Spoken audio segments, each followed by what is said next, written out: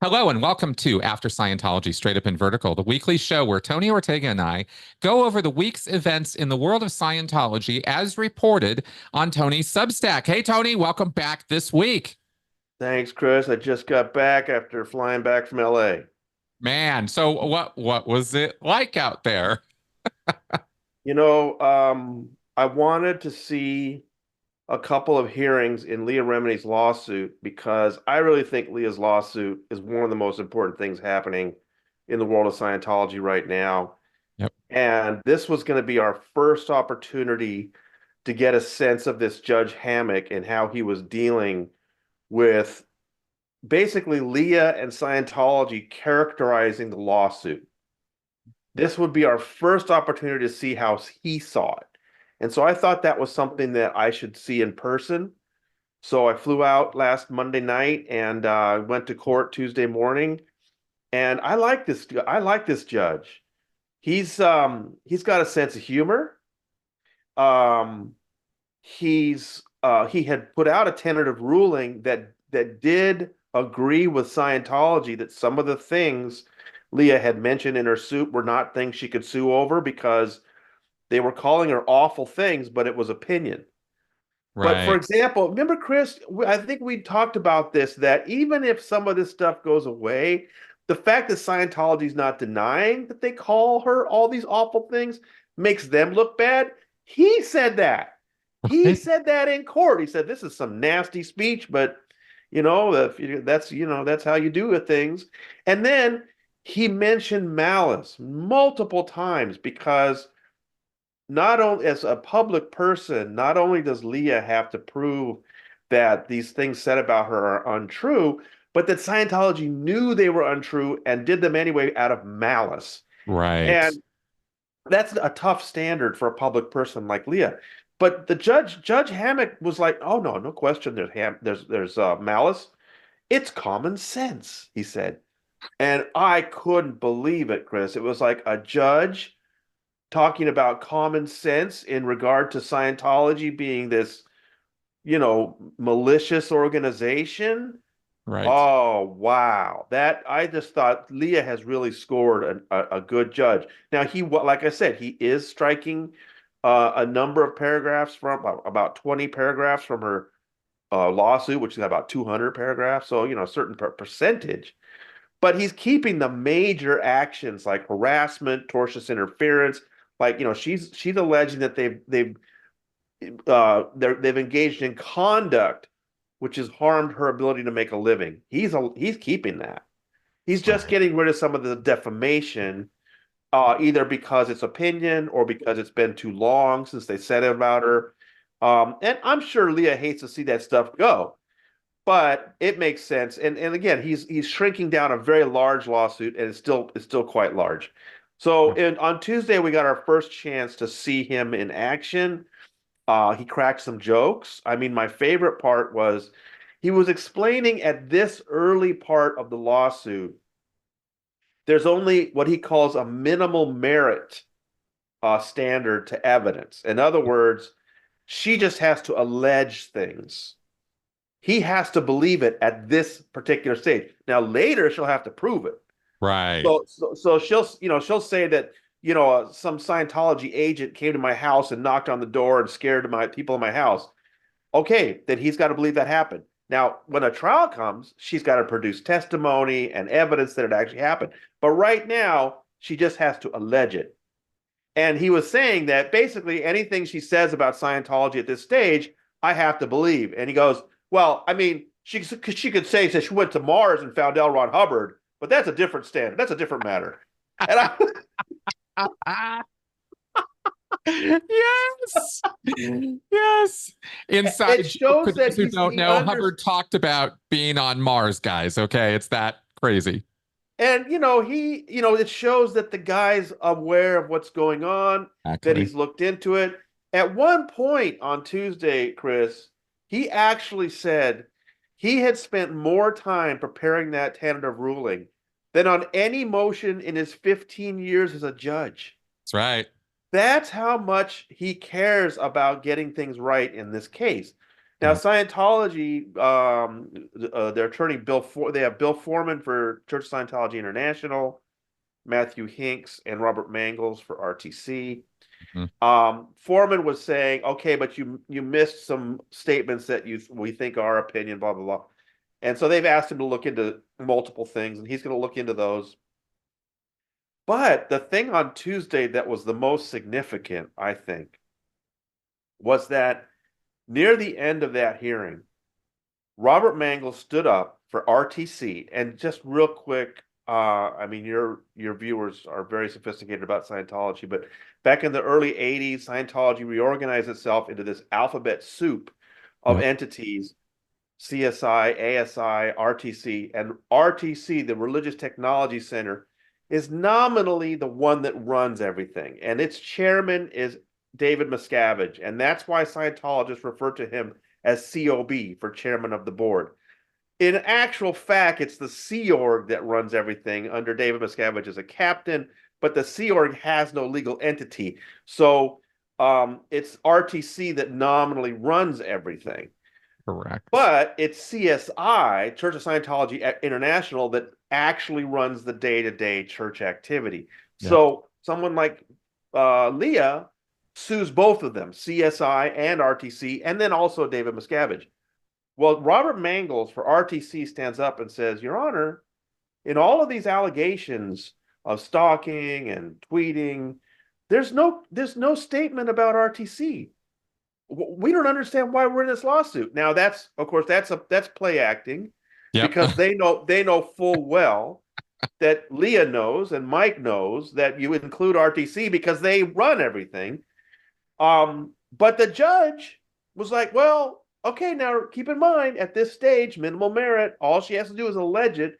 So she turned to Leah's attorney, Linda Singer, and said, could you point out to me in the declarations where it is alleged RTC is responsible for this activity? And she couldn't.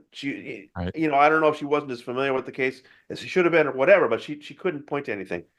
So the judge said, okay, we got a bunch of things we haven't figured out yet. Let's continue this to Friday, and that'll give you a chance to figure that out. Mm. So that was concerning, Chris, because you don't want to lose RTC as a defendant, because then possibly it'd be easy to get David Miscavige out since he runs RTC. Yep. That's right.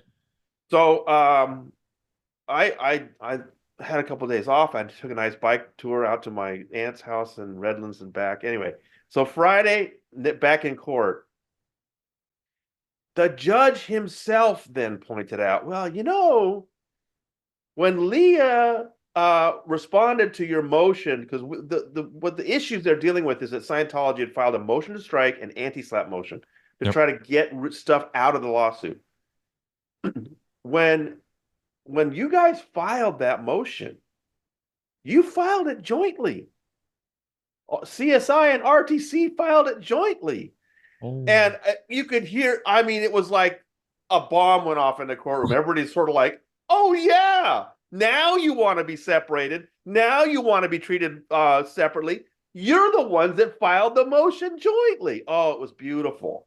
Mm. But even that it's on its own. That was one thing.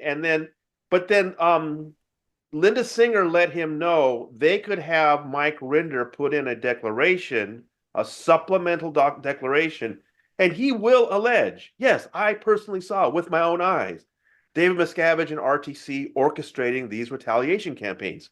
Yep. And again, remember what the judge said. That's all you need to do at this stage in the lawsuit is allege it. You don't have to prove anything yet. But if you got Mike Rinder saying RTC operates these harassment campaigns, that's enough. So Yep. now the question is, will the judge allow the declaration? And of course, Scientology pushed back. And the reason is hilarious, Chris. This time, Mangel stood up and said, you're talking about putting in more paper and more costs. This is really not the spirit of the anti-slap. And I'm just thinking, oh my God, for Scientology to be arguing against some additional briefing, I mean, these are the champions of denuding entire forests in order to put in court papers. That's right. And the judge didn't buy, and the judge told him, he said, you know what, by the letter of the law, you're right. The idea of an anti-slap is very early in a lawsuit. You just ask the judge to sort of look at it, and if it's just not a legitimate lawsuit, toss it out. Or in this case, they want portions tossed out.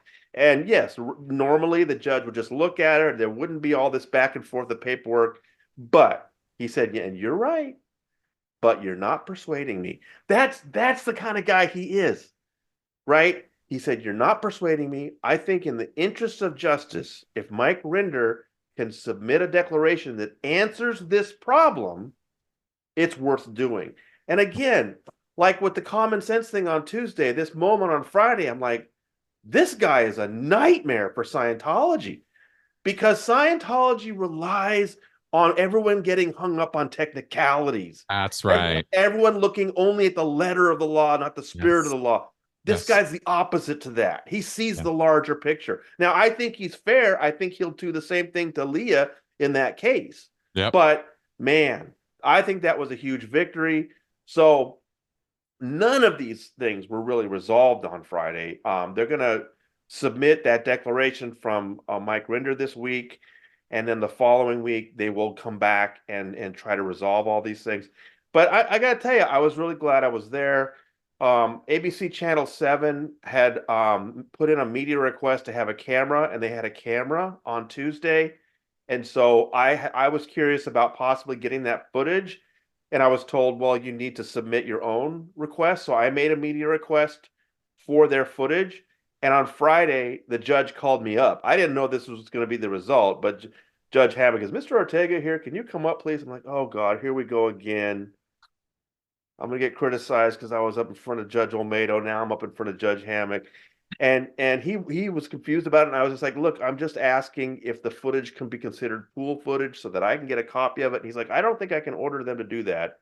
But he said, I understand you were live tweeting the previous hearing. And I wasn't live tweeting. I was live blogging in the comments of my website, but I wasn't going to try to explain that to the judge. I said, yes, Your Honor. And he said, well, I think that's okay. What I'm against are people recording the hearing, either video or audio, and you're not doing that. If you're just describing it in live tweets, I don't have a problem with that. I was like, oh, okay. And then he said, and I want everyone to know, I've only given permission to Mr. Ortega to live tweet this hearing. I was like, oh, wow. Nice. I have to say, the nice part was he said, my staff and I, we checked out Mr. Ortega, and he's a legitimate journalist, so he can live tweet. He's saying that while I'm standing right in front of Bill Foreman. Yes. Yes.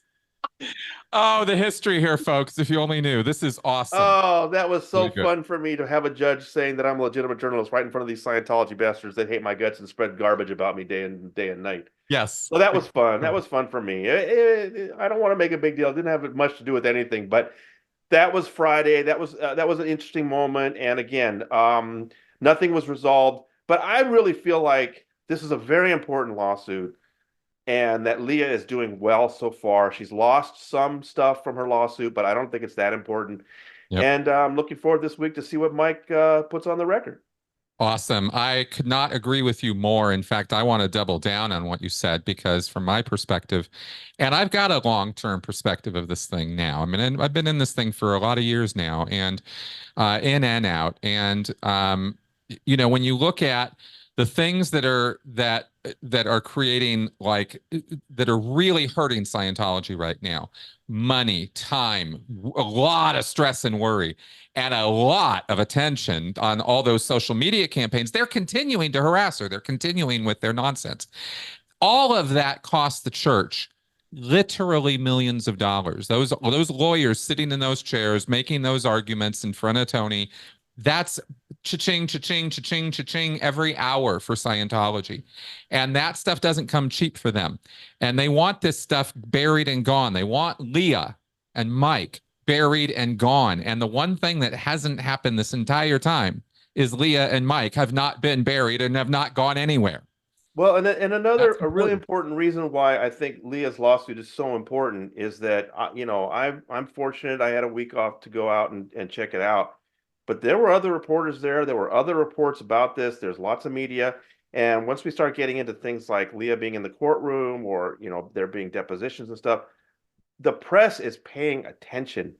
Yep. And if the press is paying attention up to what the jury might hear about Scientology smearing people and calling them names, you know, imagine that being in front of a jury. I don't know that David Miscavige would allow that to happen, but he may try to write a check to get out of it.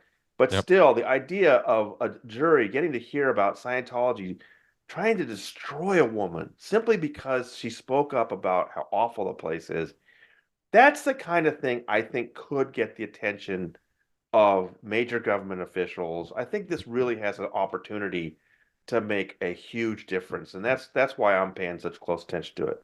Absolutely. Me too. Agreed. Um, okay, now some other stories this week of note from your Substack.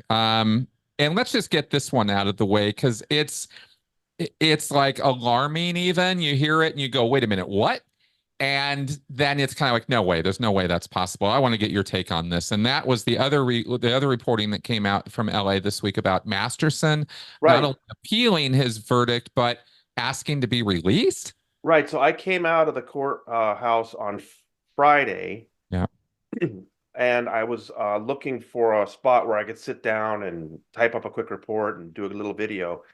And Lisa Bartley from Channel 7 was there. And she's been covering these things. I said hi.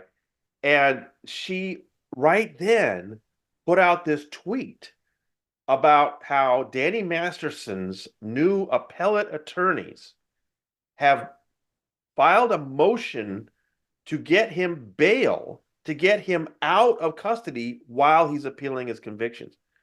And as soon as she put that out, I ran over to some place where I could get a little peace and quiet.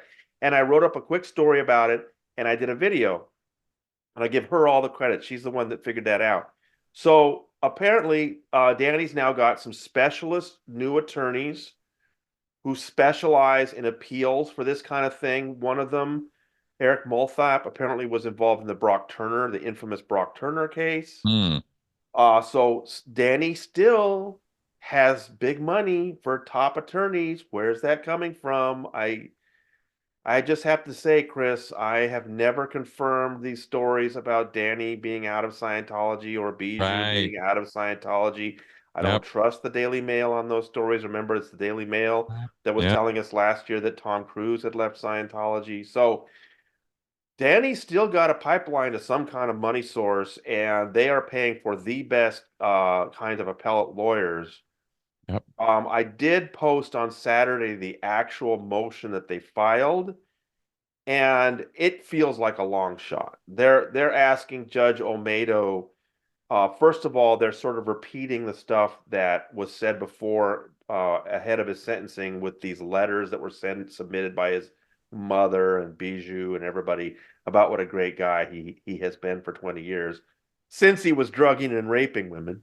Exactly. Um, and then this really complex, convoluted argument once again about the statute of limitations, about stacking those three charges together under the one strike law and the enhancements.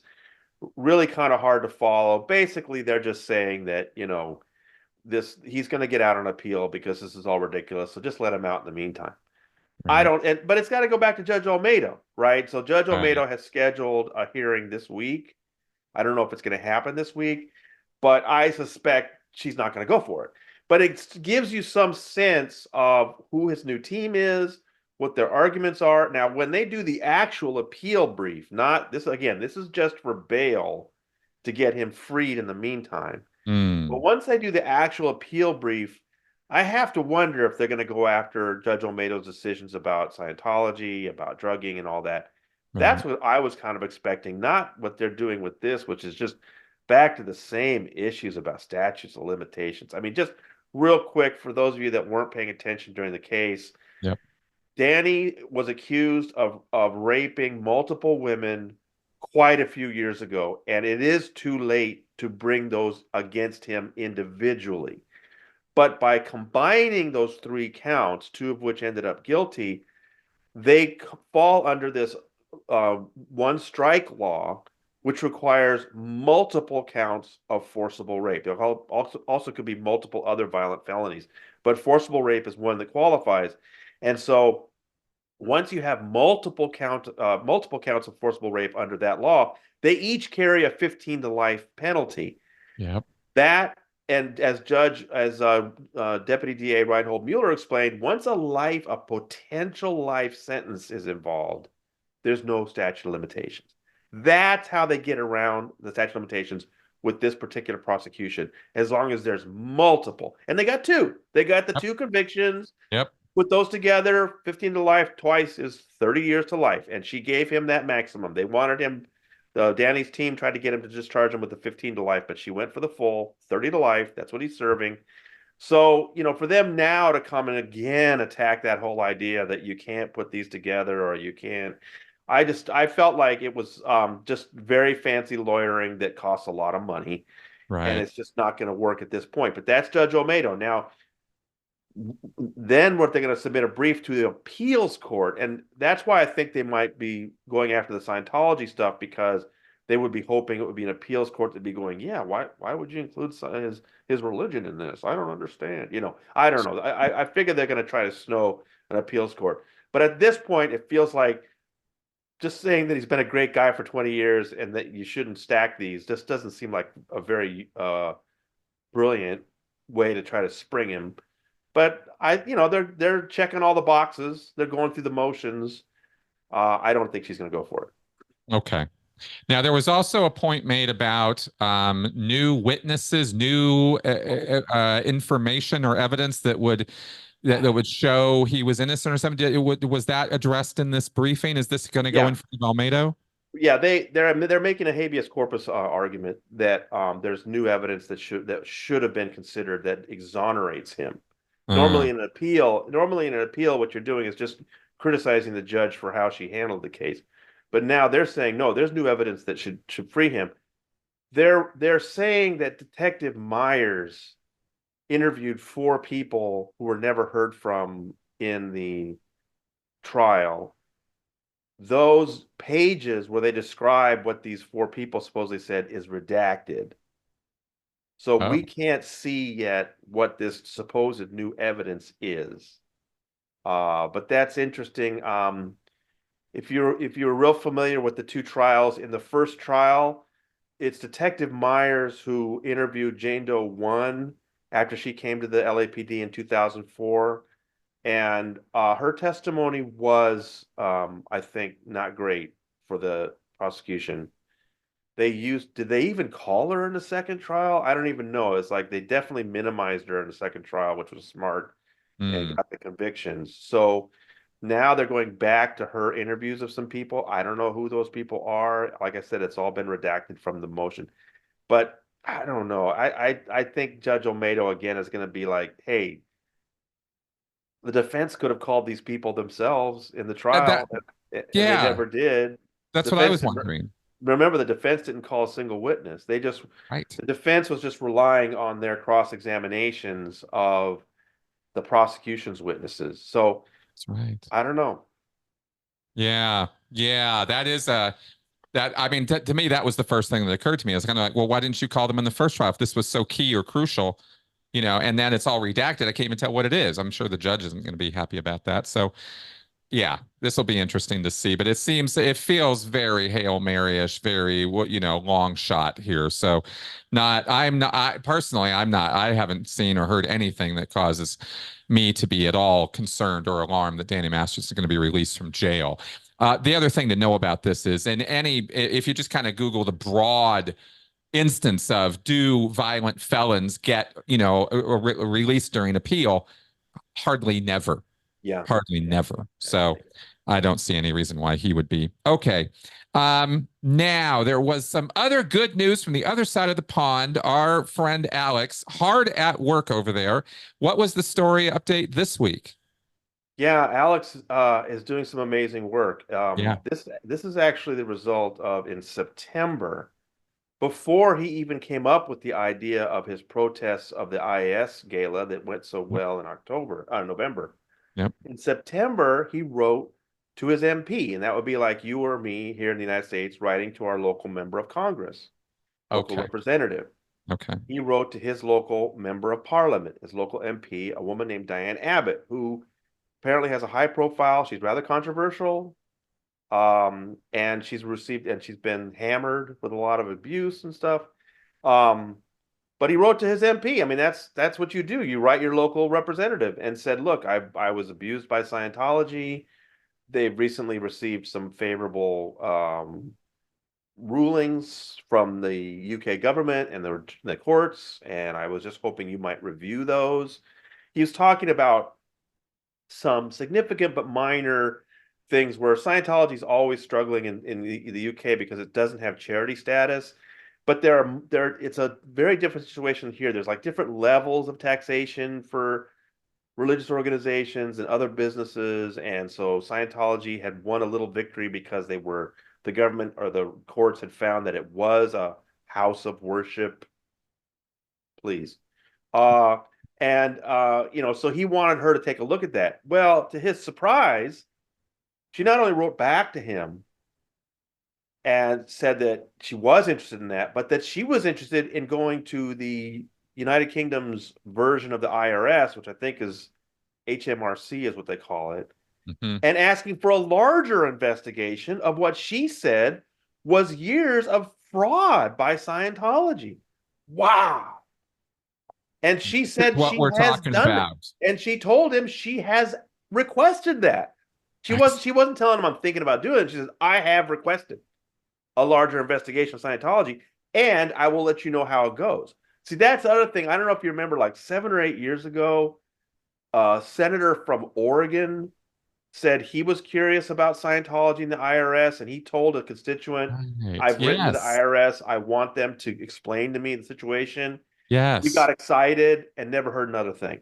Right. So this is Right. great that this member of parliament, who apparently is very high profile, everybody knows her, she's controversial, she has asked England's version of the IRS to open an investigation of Scientology, and she believes Scientology has committed fraud. I think that's an incredible result for somebody, a former Scientologist, just writing into their local government representative. I really hand it to Alex that he's been thinking of ways. He's also got the local politicians in East Grinstead up in arms. I mean, he's really pushing the right buttons, and I salute him for that. Yeah, big time. I do too. Alex is out there fighting the fight and walking the walk. And he's just dead serious about it. He's just like so. He's just like the Energizer Bunny, man. It's just like every time I'm talking to him, you would talk every few weeks, and he's always like, "Oh, and then there's this, and then there's this," and it's like, "Damn, man, you are just amazing." So, go, Alex, go. And then finally for this week, I wanted to end on this very, very, oh my God, just right in the heart. You had two stories written by a woman named Val Ross, former Scientologist. What were these about? Valerie Ross is somebody I've been talking to for a long time behind the scenes. She's been helping me out with things. And I knew some of her story, but out of the blue, she wrote me this first piece about her feelings about her parents and sort of the legacy of her being in Scientology. I asked her just to fill in a few more details about her own journey, I thought might help explain her parents' feelings a little better. And I'm glad I did because she puts in there about how she was involved in Snow White. She infiltrated the FBI. Just amazing material. Yeah. And she writes it so well. So that came out. And also, how helpful for me. I'm on the road. I'm trying to cover these court hearings, to have somebody give me something to publish one day. And it got a huge reaction. People were blown away. So I told her, I said, listen, everyone loves this. Can you give me another one? And so she had mentioned in that first piece that she had been attacked by a couple of men. Yeah. And she wrote her follow-up about that situation, but in a really sensitive way, in a really mature and interesting way. She talked about how much the Masterson prosecution meant to her because she felt, she was in the same position where she was a Scientologist. She'd been attacked by a man. She couldn't turn him in. She couldn't do anything about it. So she really felt for those women. But then how she kind of has reached a sort of place of peace for herself and just really well done again. And I think people are just really happy that she's opening up this way. Oh, huge, huge. I really felt such a connection with her from her descriptions of her experience in the 1970s in Scientology when she got involved, how different it was. I can relate to that as well, growing up in it during that time, and it was different. It was looser. There was, more sex and more nonsense going on. Quite honestly, it was. It was a bit of a 70s scene. I was just a kid at the time, so, but anyway, but then also her speaking to her relationship with her parents had really connected with her on that because one of the lines that she rapped on that first one that just hit me was when she described her letters home to her mom and how she had later found her mom's, after getting out of Scientology, found her mom's journals, and her mother had seen right through what she had been saying all those years when she was good roads, good weathering her mom about how great everything was. And her mother was writing, how happy and wonderful she was to be talking to her daughter. She never wanted anything else but she was sad that, her daughter was always lying to her. And I just thought, oh my God, because that was the final nail in my own coffin of getting out was all the lies and realizing all the lies. And what that does to you and your relationships to your entire life when you're living in this sort of web of them, of lies. That's what it is to be a cult member in so many ways.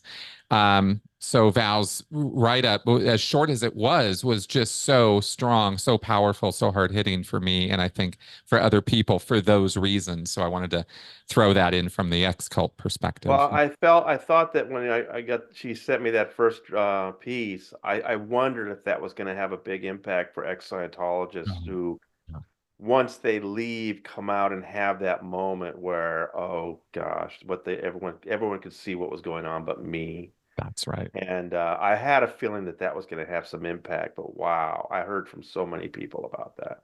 Yeah.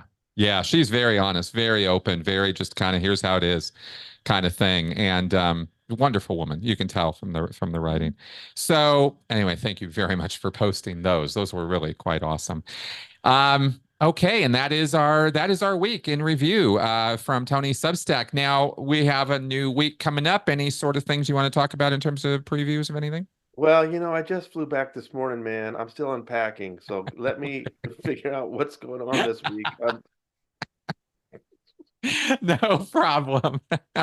Well, we certainly had an event packed week last week, so let's see what rolls out this week.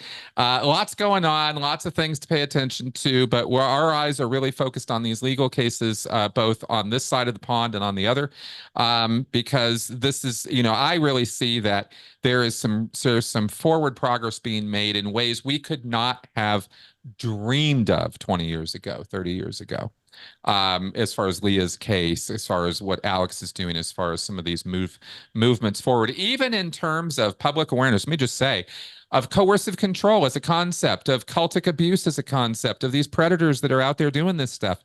We're more aware of this stuff than ever before.